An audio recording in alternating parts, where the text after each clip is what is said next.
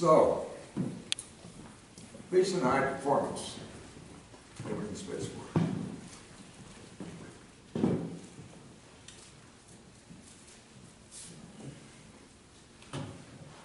About 20 years ago,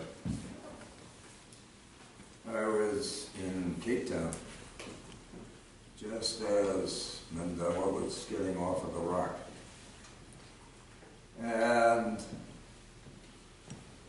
I think just about everybody was sure there's going to be blood in the streets the next morning. And one thing that was very clear was that nobody was talking to anybody.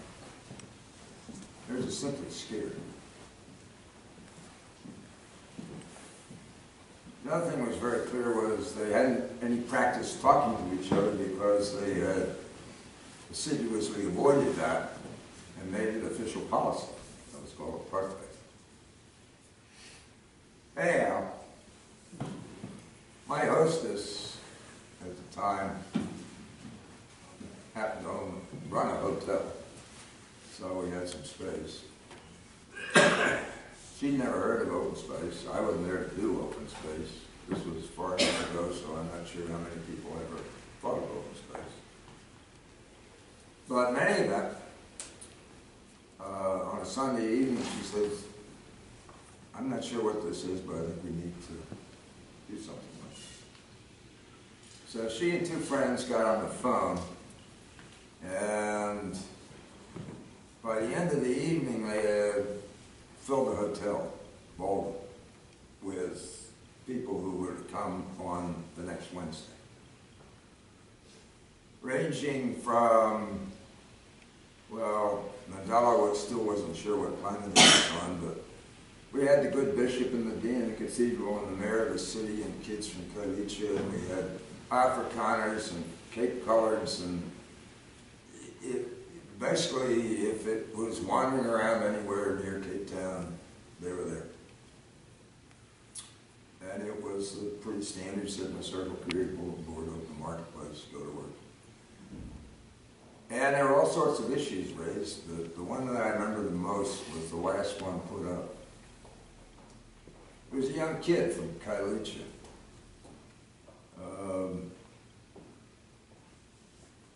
He couldn't even spell group process.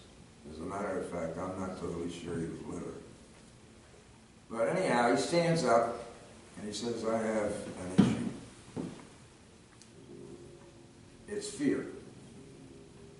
It's my fear. It's our fear. And how do we convert that into something powerful and useful?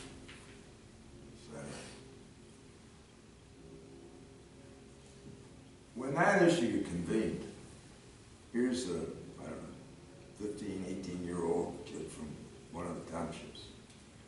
He had the Lord Mayor, he had the bishop, he had, 35 or 40 people. I'm saying that that session, or that open space, fixed everything by any manner of means. But what I do know, and did know that, when fear is there, what happens is space closes. That's just a totally natural response. President Obama got roundly shellacked for saying what I think was absolutely true, that when people get scared, what they do is grab their guns and their Bibles. And that's certainly been my experience.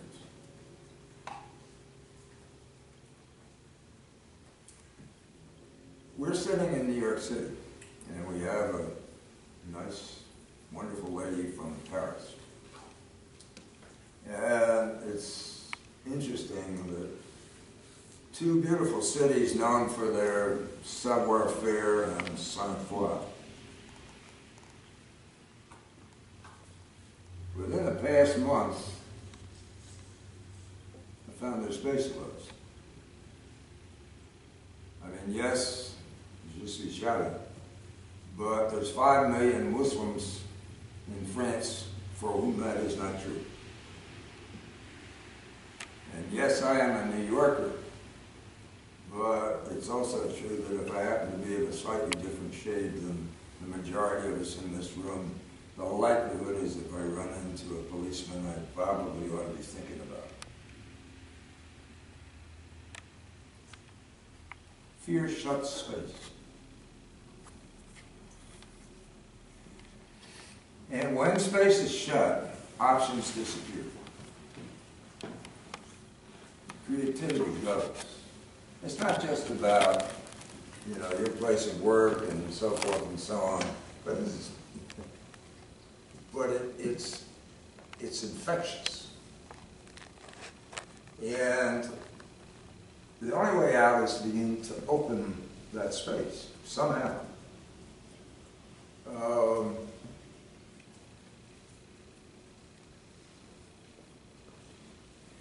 It's very tempting to sit here and say, listen, I'm just one little old person.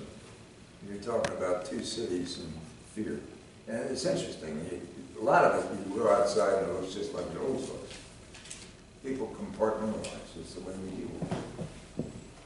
You know, it's over there. It's not something that I have to deal with. But we all know that the intense conversations that we are engaged in globally spreads out to every place of business, every family, every nook and cranny of the globe.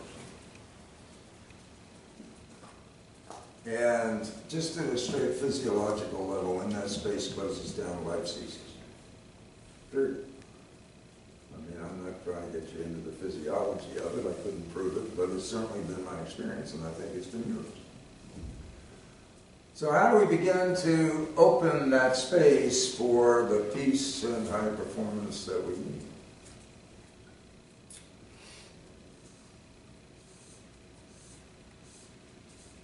There's been, I think, lessons coming out of the open space experiment. And sure, we ought to do open space all over, but that's not going to happen. But we don't have to. It's interesting. Open space is already there. It's the way we all live. Provided each and every one of us becomes an opener of space for our neighbors. Do we need a wonderful new program that's going to get this done? You know, I mean, that's typically the way we have to get organized and go out there and get funding, and then we're going to have an open space at every corner, and we're going to have to approach this in a rational kind of way. Well, I think each and every one of you knows the likelihood of either that happening or being any great utility is pretty low.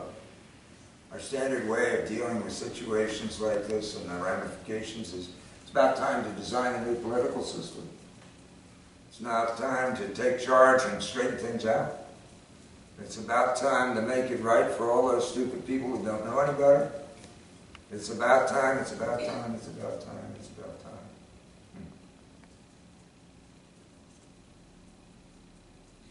If there's anything that wandering around an open space experiment, say nothing of just sort of wandering around on the planet for 80-odd years has taught me, is that it's so much deeper, more complex, more fast-moving. I can't even think that. One of my favorite books in the Old Testament, I think is very appropriate for today. I'm all familiar with the book of Job. And there's this poor guy who did everything right. You know, he had all the proper certification, he had all the proper authorizations, he had all the proper organization, he went to the temple absolutely every day, he knew the law backwards and forward, and did everything perfect. And he got shit on. Well, he kept on trying to get an interview in the front office, find out what was coming down. And nobody seemed to be listening. And every time he complained, it got worse. And the more he tried, he started hurting at two ends. Number one, whatever it was that hit him, the plague, this and that and the other, Plus, the sheer indignity of having it happen to him because he knew he'd done everything right. Well, finally, he gets the interview. And it's pretty quiet, except that it's a little whirlwind. And God shows up and he says, "Where were you when I laid the foundations of the earth?" You know, in the midst of all the stuff that we're experiencing, it's probably useful just to get a tad perspective on this. Now, you don't have to bring God into this. And it's a good story, but similar story is told in all sorts of ways. One of my favorite books is called 4% Universe. You ever read it? You know what it is? Okay. Forget the author. I'll think of it in a bit, but I forget an awful lot anyhow. But it goes like this. When the physicists were trying to figure out how it could possibly be that we just didn't disappear, it turned out that if the mass available was simply what we could see, it would all disappear. That there had to be about 96% more of something. Otherwise, the cosmos as it currently happened, I can't tell you the physics, would just vacate. And so they postulate dark energy and dark matter, which by definition are unknown and unknowable. Don't know what it is. Which means that what we know something about is 4%. That's the visible universe. And if you're honest about it, we don't know very much about that either. The guy who wrote the book, I just love it, his concluding line is, in a scientific vein, not unlike Yahweh's comments to Job, but he says, "I take that 4% as an exquisite measure of the ignorance of humankind." Hello. Does that mean it's just throw your hands up? Not at all.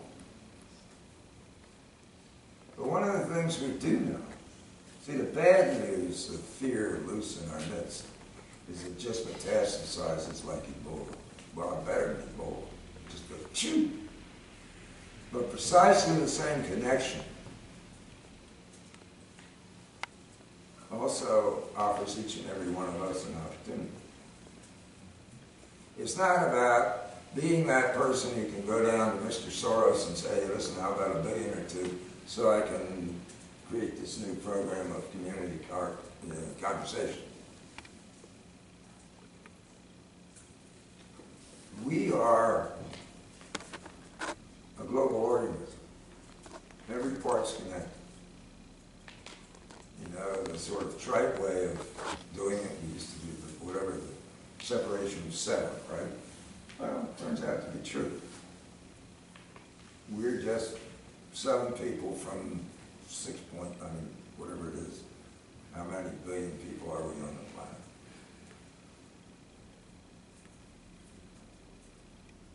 Could I prove that? No. But on the other hand, you just watch how self-organizing systems work. They go viral. They go viral. So if we put that to work, you can start anywhere and get anywhere. And with a curiously high rate of speed, when the interesting thing about fear is it raises a huge question, and all of a sudden, interesting.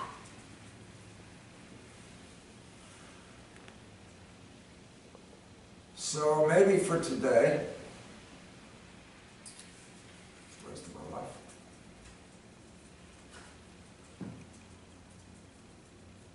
open space, any way that we can. Sure, you can sit in a circle, create a bulletin board, open a marketplace, but hey, listen, that's a poor second. That's just kind of a funny formalization of something that was here way before anybody thought about it. I mean, it works, and you know, it's fun. But opening the spaces that we need, all billions of us, is not going to happen if all we do is get in some small room and so on. I mean, that's part of it. So how many different ways can we open spaces, and what sort of spaces do we have? You know, I think, we get very impoverished about this. And this afternoon we're going to have service, music, which opens music space.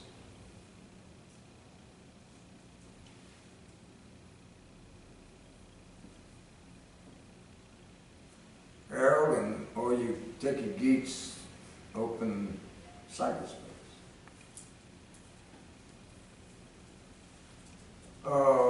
Architects open living space. Dancers open dance space. So I think it's a question, what kind of space can we open? I think in all cases, whether you're cyberspace or dance space or music space or living space, when it works when you don't try and force people into that space. That kills it. So virtually everything we're doing under the heading of management, control, this and that and the other, is not only ineffective, it's precisely 180 degrees from what we need. I'm not saying there aren't moments when you need to sort of be a little sick.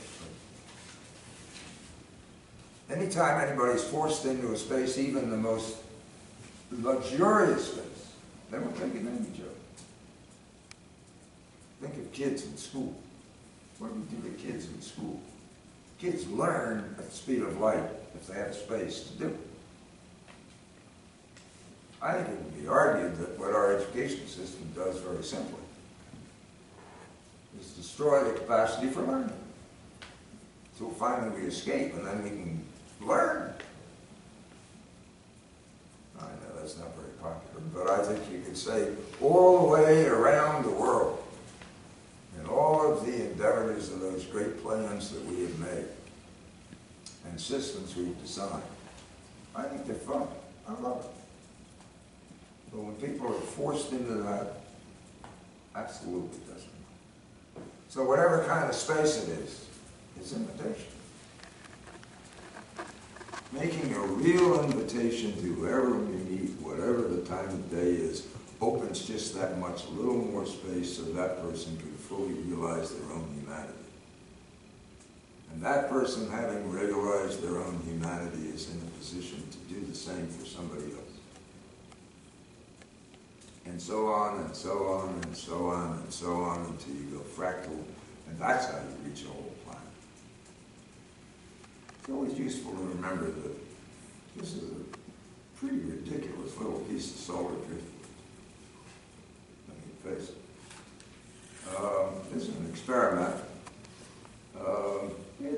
I think it's been a good ride so far, but if I were sort of looking at it, I'd say, hey, I don't know, maybe they're ready for another round or not. We'll see. I mean, every now and again, I find it's just very, very useful to take a deep breath, close your eyes, and disappear into celestial space. And then turn around and see if you can find planet Earth. That's a lovely place, I have no question about it. But we tend to, I think, overestimate our importance. Well, anyway, suggestion, invitation. Sure, we're talking about other space technology. I think that's just a training program. It's kind of fun. You can watch it happen. But that's just learning a lesson I found.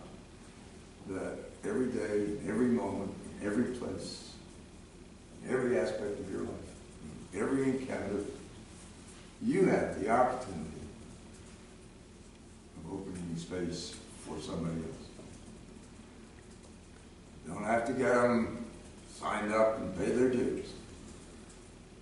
As a matter of fact, that's almost a guaranteed way of being sure that they won't have it. But that aside, and my own experience, I guess. But every time you open the space for somebody else, you make that invitation. The reward to yourself is based on anything you'll ever get any other way.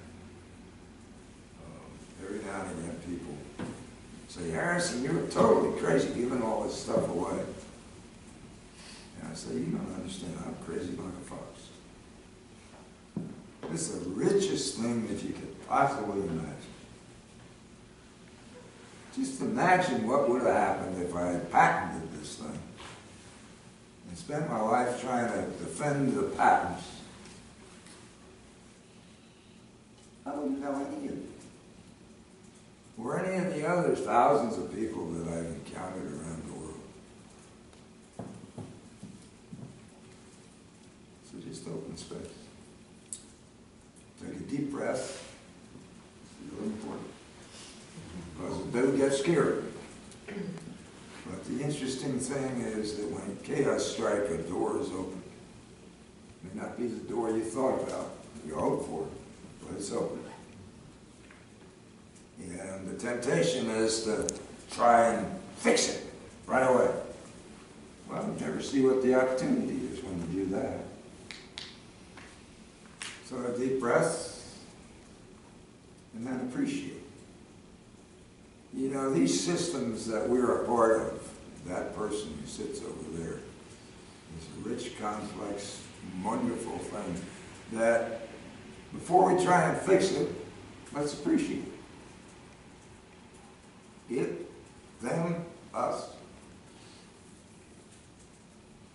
And to the extent that we do have to do something in a formal way, do it with a really light hand. Just know you will never be smart enough to think in advance of any system, and that could be just you and me having a conversation, is more complex than any computer or a bunch of gurus anywhere in the world. I can't think of it. But on the other hand, it is possible when people are having a conversation to pull out a couple of chairs. That's really all you got to do. One aim is just to leave. It's about opening space, but how it can happen all by itself. A few years ago, I was invited to open space for 250 rabbis and imams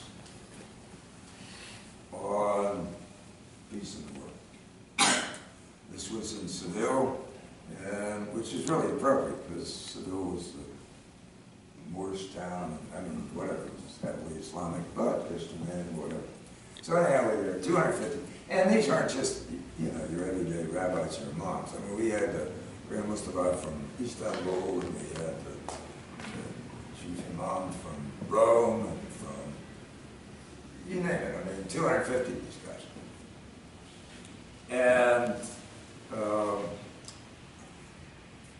it's a long story, I won't go through the whole thing, but the folks thought that since these folks were used to formal occasions, we'd start out formally. You know, we had the dais, and we had the chairs, and we got into this, and I can't stand a gathering like that, so I wouldn't even go. So anyhow, they're doing this, and I'm walking down the hall of this hotel, and all of a sudden, the sponsor of this thing comes racing down. Harrison. He says, how quickly can we open space? I said, well, what's the problem? He says, oh, it's, you know, this is before lunch on the first day. It's just, you wouldn't believe it. They're standing on the chairs. They're screaming at each other. The guys from Gaza are about ready to kill the rabbis from Jerusalem. We're going to do something. I said, okay. So it's about lunchtime. I said, you know, I can't tell you how fast. I mean, it really depends on the hotel, how fast we can arrange the chairs. But it's almost lunchtime. Let's take a long lunch, and we'll do that. So anyhow, 2 o'clock in the afternoon, we get back, and same group of people sit in a circle. All the issues went up. That evening, this was a great big atrium hotel. And I went to bed because I was pooping, and it takes it out of me. And I couldn't get to sleep because there was terrible racket out in the atrium. And I went out, and we had some young rabbis and young imams, not that, but a few. And they brought some drums along, and they were out there singing and dancing for each other. And very shortly, everybody was out there. It was amazing. talk about opening space. It just opens. So anyhow, next day was all in open space. But my picture, and you know, they were talking every issue you can imagine. I mean, it was, yeah, standard day in open space. But my picture, I'll leave it with you. Big HU Motel, discussions are happening all over the place. One of my favorite characters in Israel is, sounds weird, but he's the chief rabbi for the ultra-Orthodox. You wouldn't think we had anything in common, but Rabbi Pappenheim, and he and I have solved every problem in the world. I mean, we have coffee at 4 or 5 o'clock in the morning, just talk. I love him. So anyhow, here's the rabbi in the middle of the HU, sitting in a chair. And sitting practically knee to knee with him in another chair, straight back chair, is a beautiful young lady from Jakarta, Muslim woman. For 3 hours that I know, they just sat there in deep conversation. And at the end of it, I said, the rabbi said, she's beautiful. And she came up to me and said, I never talked to a rabbi before. So it's not the big things. It's that moment, and 2 chairs really is all you needed. But that space open. And we can do that. Anyway, we got to hold that. And I have to tell you that the sitar is something that I think it's the reason that I come every year. I mean, it's not everybody's music, but our guest will be is a world master. I mean, absolutely top of the line. And it's the kind of thing, if you try and follow it as in Western music, you can't. You simply have to let it all go, and it will take you places you've never been. And it'll open spaces that you probably didn't know you had, not unlike the kind of stuff you do. So anyhow, open space for anybody, anywhere, about anything, anytime.